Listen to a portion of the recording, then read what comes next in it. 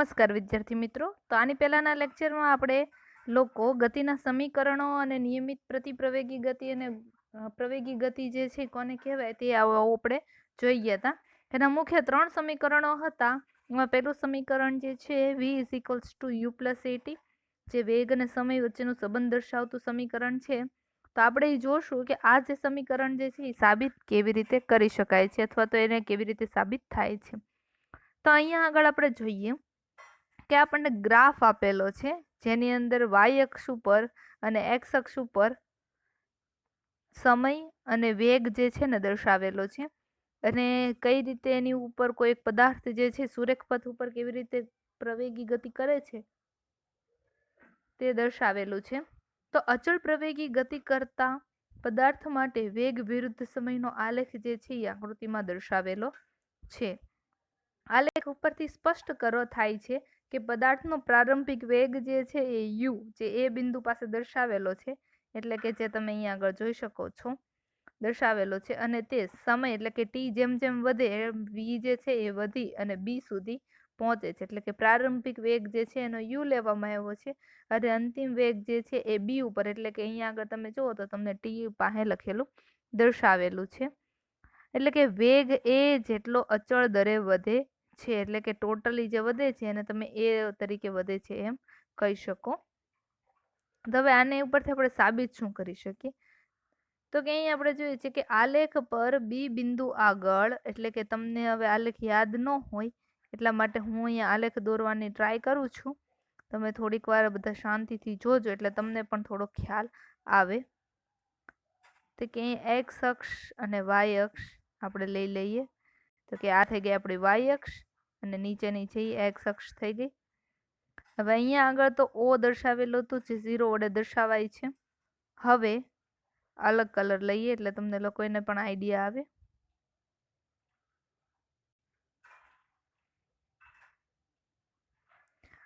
તો કે અહીંયા આગળ એ થી શરૂ કરીને, એટલે કે અહીંયા આગળ આપણે એ આપીએ છીએ કે એ થી શરૂ કરીને અચળ પ્રવેગી ગતિ દ્વારા બી સુધી અંતર કરે છે, એટલે કે સ્થાનાંતર કરે છે. એને જો આપણે અહીંયા સીધું આની ઉપર લાવીએ તો અહીંયા આગળ સી નામ હતું, અહીંયા આગળ ટી નામ હતું, અહીંયા આગળ ડી નામ હતું અને અહીંયા આગળ બી જે છે ત્યાં સુધી પહોંચ્યું હતું. હવે બી બિંદુ જે છે એના ઉપરથી તમે જો લાઈન ડ્રો કરો તો અહીંયા આગળ કેપિટલ ઈ નામ હતું અને અહીંયા આગળ યુ ને અહીંયા આગળ વી હતું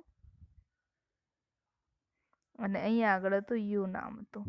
તો આવું કંઈક આપણને પહેલાનો જે ગ્રાફ જે છે એની અંદર દેખાતું હતું. અહીંયા આગળ ટી લીધું હતું સમય, એટલે કે સેકન્ડ્સમાં, અને આના ઉપર હતું વેગ જે છે એને લીધેલું હતું. હવે આપણે જોઈએ કે પ્રારંભિક બિંદુ જે છે એટલે કે ઓ થી એ એટલે કે આટલો પોર્શન એની વાત છે. પ્રારંભિક વેગ યુ દર્શાવે છે અને બી સી, તો કે અહીંથી લઈને આટલું, આ બી સી જે છે એ વેગ વી દર્શાવે છે, અને ઓ સી એટલે કે ઓ થી લઈ અને સી સુધીનો, એટલે કે આટલો ભાગ જે છે ઓ થી સી સુધીનો એ ટી દર્શાવે છે.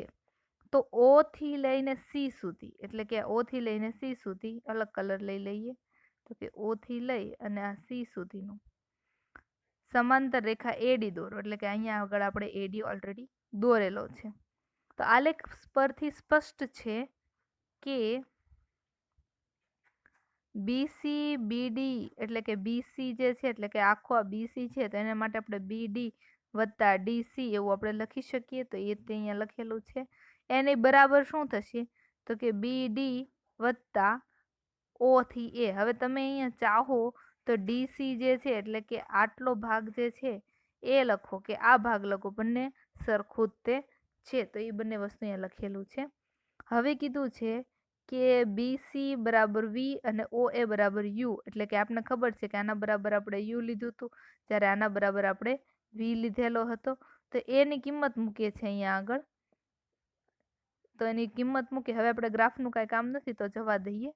હવે આપણે જોઈએ કે આપણને ખબર છે કે બીસી બરાબર ને વી હતું અને ઓ એ બરાબર યુ હતું. તો હવે એને આ સમીકરણ જે છે એમાં એની કિંમત મૂકીએ છીએ તો શું લખાશે? તો કે V is equals to BC વત્તા યુ. હવે એમાંથી બી ડી જે છે એને સૂત્રનો કરતા બનાવો તો યુ આ બાજુ જ રહે, તો આપણે યુ જે છે પ્લસ છે ને બરાબર ને આ બાજુ જવા દે તો માઇનસ થાય.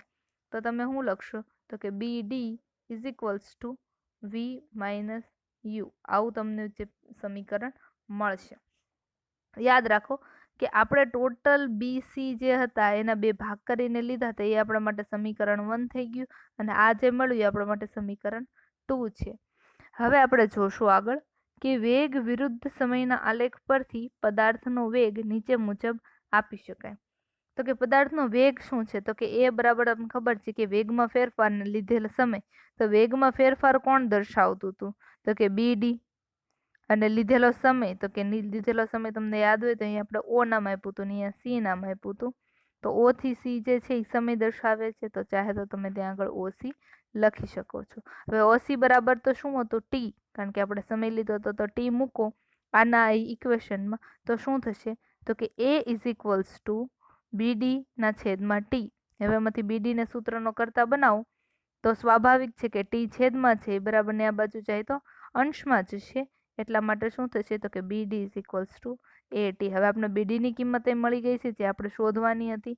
તો હવે તમે સમીકરણ 2 અને 3 ઉપર જો કિંમત મૂકો તો તમને એવું સૂત્ર મળી જાય કે V is equals to U plus A T. હવે આ ક્યાંથી આવ્યું? તો કે તમને યાદ હોવું જોઈએ કે આપણે શરૂઆત ક્યાંથી કરી હતી? અહીંયાથી. તો B D is equals to આપણને મળી ગયું હતું already U plus V minus U. તો એને જ તે આપણે નીચેના જે સમીકરણ જે છે એની અંદર મૂક્યું હતું. હવે તમે આખું જે છે એ જોઈ શકો છો. તો સમીકરણ નંબર 2 અને 3 ઉપરથી તમને જે છે સમીકરણ 4 મળે છે, જે આપણા માટે પહેલું સમીકરણ હતું. એટલે કે પહેલું સમીકરણ આપણે અહીંયા સાબિત કરી દીધું. હવે બીજું સમીકરણ જે છે એ રીતે કંઈક એવું જ છે. આલેખ એનો સેમ ટુ સેમ એનો એ જ છે, એના એ જ આલેખ ઉપરથી આપણે હવે બીજું જે સમીકરણ છે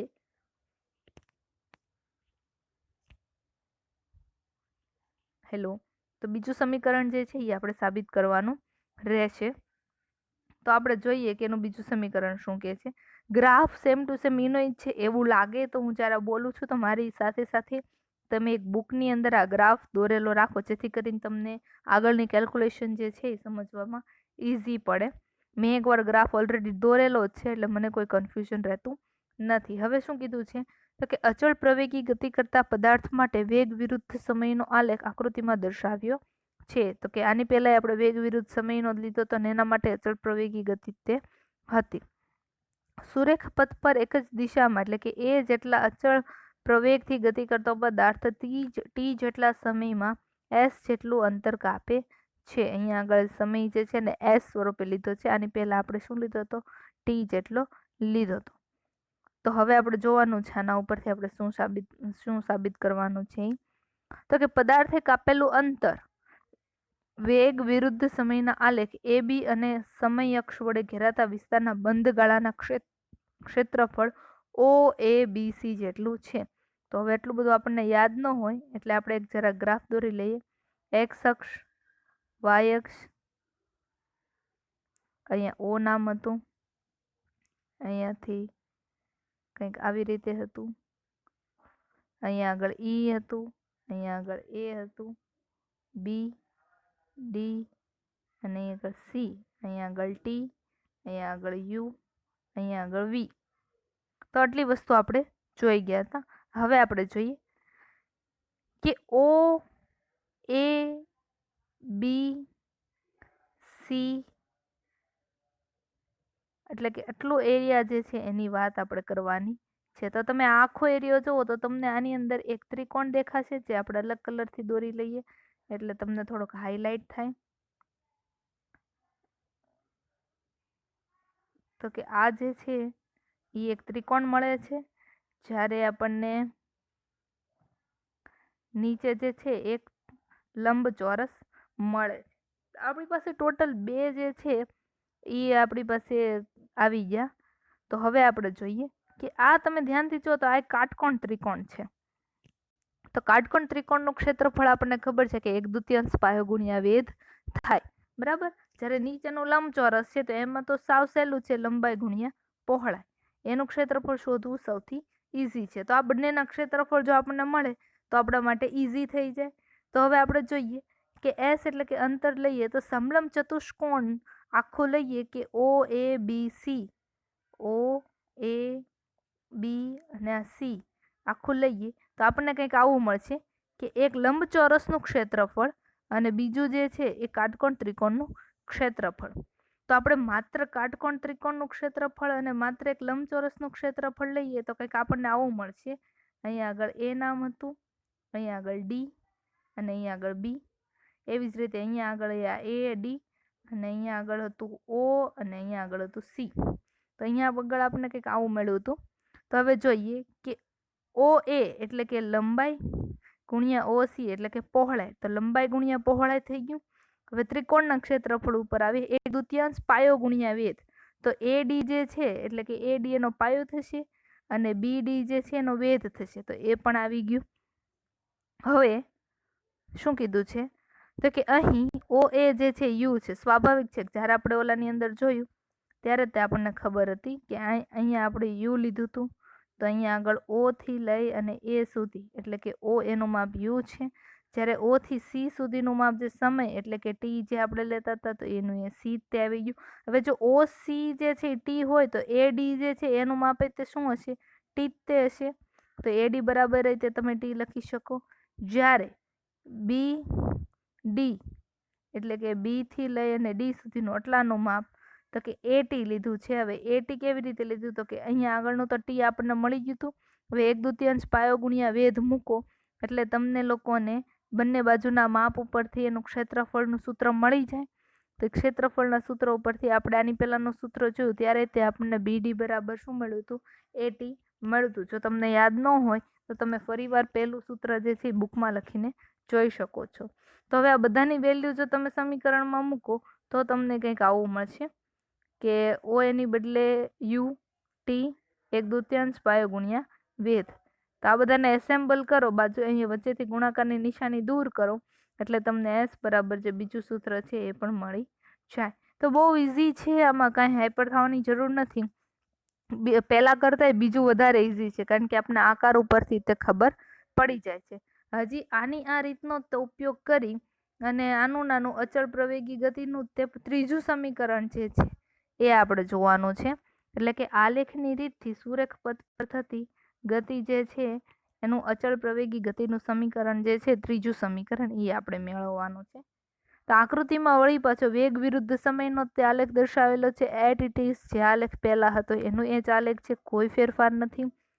તો સુરેખ પથ પર એક જ દિશામાં એ જેટલા અચળ પ્રવેગની ગતિથી ટી જેટલું અંતર એસ જેટલા ટી જેટલા સમયમાં એસ જેટલું અંતર કાપે છે.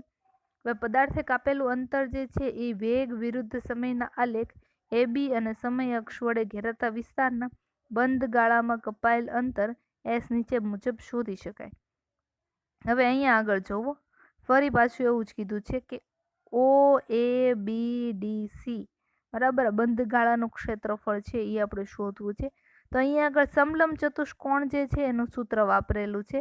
તમે જુઓ તો એક આખો સમલંબ ચતુષ્કોણ છે. તો સમલંબ ચતુષ્કોણનું ક્ષેત્રફળનું સૂત્ર જે છે એ અહીંયા આગળ મૂકેલું છે. તો શું મૂક્યું છે તો કે ઓ ડી વત્તા બી એટલે કે અહીંયા આગળ બી હતો તો બી થી લઈને સી સુધીનો એટલે કે સામસામેની બાજુનો સરવાળો ગુણ્યા એની બાજુનું માપ એટલે કે એવું કંઈક થશે કે સામસામેની બાજુનો સરવાળો. તો અહીંયા તમે જુઓ તો એક આ બાજુનો અને આ બાજુનો સરવાળો કર્યો છે અને એને ગુણ્યા જે છે એ ઓસી લીધેલું છે ભાગ્યા 2 સમલંબ ચતુષ્કોણનું સૂત્ર છે. તો એ તે સૂત્ર અહીંયા મૂક્યું અને આપણને ખબર છે કે બધામાં જેમ આપણે લઈએ છીએ કે યુ વી અને ટી જે છે એ લીધેલું છે. તો એનું એ લઈ અને આની અંદર જ્યારે તમે એની વેલ્યુ મૂકો છો તો તમને જે ત્રીજું સૂત્ર જે છે એ સિમ્પલ રીતે મળી જાય. તો સમીકરણ એક મળી ગયું. હવે તમે અહીંયા થોડુંક ઝૂમ કરીને જુઓ તો તમને ખ્યાલ આવે કે આપણને જ્યારે આવું મળે છે તો કે ટી એની સાથે ગુણાકારમાં છે, 2 અહીંયા છે. હવે આપણે શું કરશું તો કે 2 ને આ બાજુ જવા દઈશું તો આપણે શું મળશે 2s = ut પ્લસ vt આવું મળશે. તો હવે આમાંથી જુઓ તો તમને ટી કોમન દેખાય છે બંનેમાં. ઓકે, તો હવે આપણે આગળ જોશું.